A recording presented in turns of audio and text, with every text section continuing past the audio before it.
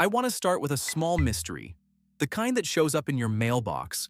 Somewhere in the suburbs south of Seattle, Kent, or Renton, or Burien, there's a homeowner who opened their property tax bill this year and found it had gone up. And if you asked them why, they'd probably say the obvious thing. Taxes always go up. Politicians love to spend. That's just how it goes. But here's what that homeowner almost certainly doesn't know. A chunk of that increase has nothing to do with their house, their neighborhood, or anything they can see from their front porch. It's the echo of something that happened miles away, in downtown Seattle, in office towers they may never have set foot in, towers that emptied out and lost value. And when those towers stopped paying their old share of the tax bill, that share didn't disappear. It got mailed to that homeowner in Kent, automatically, without a vote, without a headline, without a single politician standing up and saying, "We're moving this cost onto you." That's the story today. Not the empty towers themselves, you've heard about those, but the invisible bill those towers sent out on their way down, and the people quietly paying it without ever knowing they were handed the tab. I make these because the most important money stories are usually the ones with no villain to point at and no line to vote against. The ones that just happen to you. If that's your kind of thing, subscribe and come along. Let's pull the thread. Let's start with the part that's already familiar because it's the setup for everything else. Downtown Seattle has been gutted. That's not editorializing. The office vacancy rate downtown has hit around 35%. More than a third of the office space in the core of a major American city, sitting empty. Before the pandemic, that number was single digits.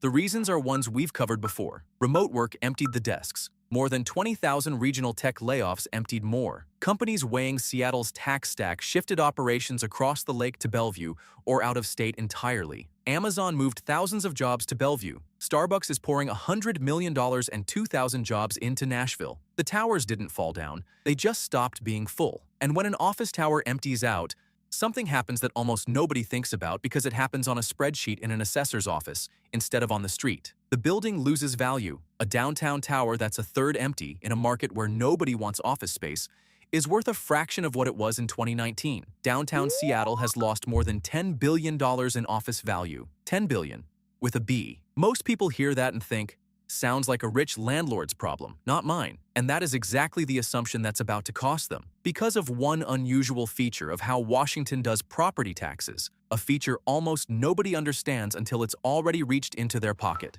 Here's the thing you have to understand. And I'm going to go slow because this is the whole ball game. In most people's mental model, property tax works like this. The government sets a rate, your house has a value, they multiply the two, and that's your bill. So if your house's value stays flat, your bill stays roughly flat. Simple. Washington does not work that way. Washington runs what's called a budget-based property tax, and that one difference changes everything. Here's how it actually works. Each taxing district, the city, the county, the school district, decides first how much total money it wants to collect. It sets the total dollar amount of the bill, upfront, within legal caps. Then, and only then, the assessor takes that total and splits it across every property in the district, according to each property's share of the total value. Read that again, because the order is everything. They don't start with your house. They start with the total they want to collect. Your house just determines what slice of that fixed total you personally get handed. So picture the whole district as a giant dinner check that's already been decided. The total is fixed. Everybody at the table splits it based on how much of the total property value they own. Downtown office towers used to own a big share of the table's value, so they picked up a big share of the check. Now the towers lose half their value. Their share of the table shrinks, so their slice of the check shrinks with it. But the check is still the same size. The district didn't decide to collect less, so the portion the towers used to cover has to be picked up by somebody. It slides across the table and lands on whatever still holds its value. And what still holds its value? Houses. Your house. That's not a tax increase anyone voted for. Nobody raised a rate. Nobody passed a levy. The total bill stayed exactly the same size. It just got resplit, and the resplit quietly moved the weight off the towers and onto homes. The mechanism did it automatically. All it needed was for downtown to lose value, and downtown obliged by $10 billion.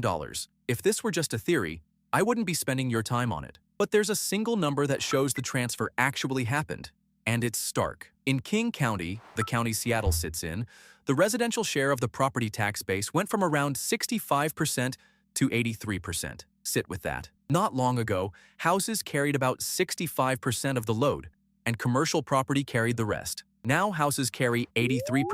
In a few years, homeowners went from covering roughly 2/3 of the bill to more than 4/5 of it. That 18-point jump isn't because houses got more valuable in some happy way that helps you. It's because the commercial side collapsed, and the residential side had to absorb what fell off. And here's the part that makes it worse, not better. You might think, okay, but Bellevue boomed, so all that value just moved across the lake and it evens out for the region. It doesn't come close. Downtown Seattle lost more than $10 billion in office value. Downtown Bellevue's entire office market is a fraction of that size. The winner in this migration is much smaller than the loser, so there's no regional wash, just a big hole in Seattle's commercial base, a much smaller bump across the lake, and homeowners making up the difference. Now let me put a face on this, because residential share of the tax base is the kind of phrase engineered to make your eyes glaze over, and the people it lands on are anything but abstract. Start inside Seattle. When the city's own levies, the ones only Seattle property pays, get resplit, they land on Seattle houses. So a homeowner in a modest neighborhood,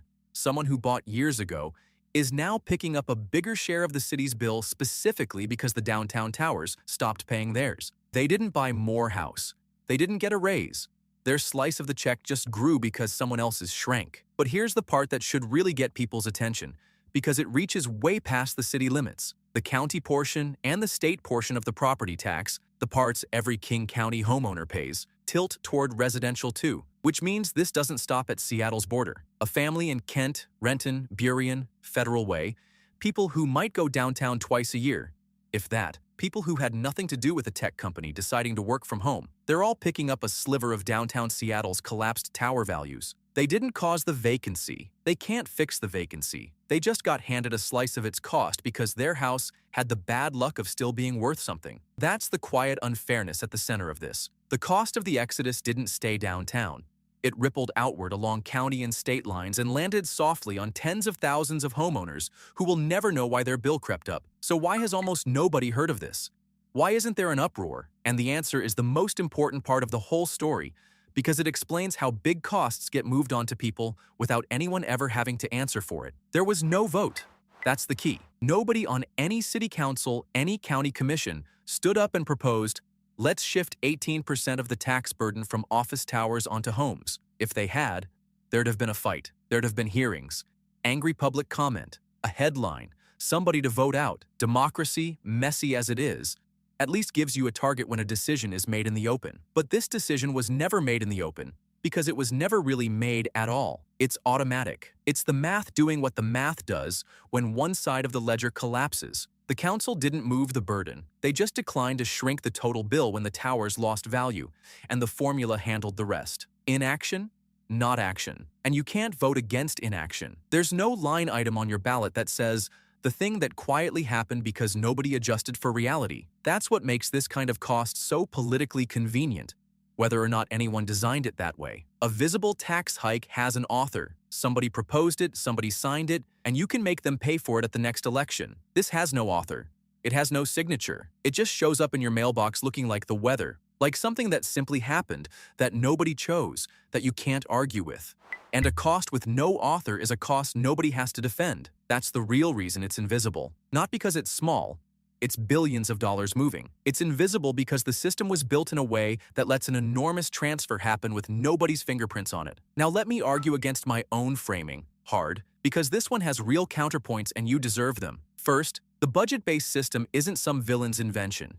It exists to protect taxpayers. The whole point of capping the total a district can collect is to stop your bill from exploding just because your home's market value spiked. In a rising market, budget-based taxation is your friend. So the same mechanism shifting weight onto homes today is the one that shielded those homes during the boom years. It cuts both ways. Second, the shift onto residential isn't purely the tower's fault. Home values in the region genuinely rose over this period. Part of why houses carry more of the load is that houses became more valuable relative to a lot of other things, and rising home value for a homeowner is not exactly a tragedy. Third, somebody has to fund the schools, the roads, the services. The money the towers stopped paying was funding real things real people use. If homeowners didn't pick it up, either the services get cut or some other tax fills the gap. There's no version where $10 billion in lost value costs nobody anything. Those are all fair, and I'll hold them honestly. But here's the narrow thing that survives all of it. Even granting every counterpoint, holding the total bill steady while the base collapsed was a choice. A passive one, but a choice. The county could respond to a shrinking commercial base by trimming what it collects. It didn't. It held the total and let the formula move the weight. And the people absorbing that weight were never told it was happening, never got to weigh in, and mostly still don't know. You can believe the system is basically fair and still believe people deserve to know when billions in cost quietly change shoulders. Fairness and transparency aren't the same thing, and this story fails the transparency test even if it passes the fairness one. So let's go back to that mailbox in Kent. The homeowner who opened a slightly bigger bill and shrugged and figured, taxes just go up. Now you know what they don't. A piece of that increase traveled to them from a downtown they may never visit, off the backs of office towers that lost $10 billion in value through a tax formula that moved the weight automatically because nobody chose to shrink the total. 65% to 83%. That's the fingerprint of the whole thing, and it's on every home in the county. Here's what I want you to take out of this, and it goes way beyond Seattle. The most expensive things governments do to you are often not the things they announce. The announced stuff, the rate hike, the new levy, the ballot measure. That's what you can see, argue about, and vote on. The costs that really move your life are frequently the automatic ones.